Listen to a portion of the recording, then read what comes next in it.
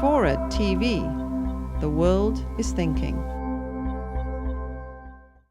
How do the subsidies we have today compare historically? Has something in the system changed to increase them, or was Lincoln giving subsidies also when he was around?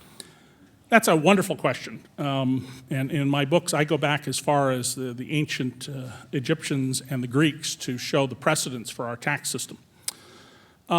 We've always had subsidies of some kind in this country. The Boston Tea Party was not, as is widely taught in America, a protest against high taxes. It was a protest against a tax favor for the politically connected friends of King George that would have created a monopoly in the long run.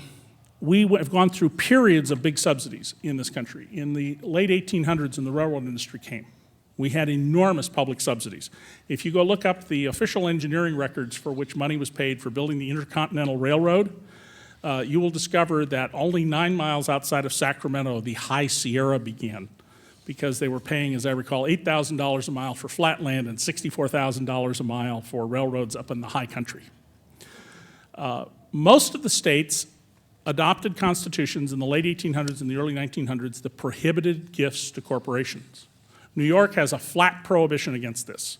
And I quote a lawyer reflecting on how much in subsidies are being given to corporations in New York as saying that, yeah, that's such a tough prohibition that it undoubtedly took some lawyer on Wall Street at least 30 seconds to find a way around it.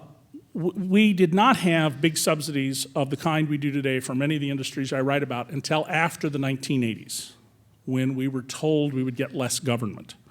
Here in San Francisco, people may recall there was a scandal over Candlestick Park and people getting rich off the land deals there. But the actual subsidy to the giants to come here was pretty modest compared to what goes on today in commercial sports.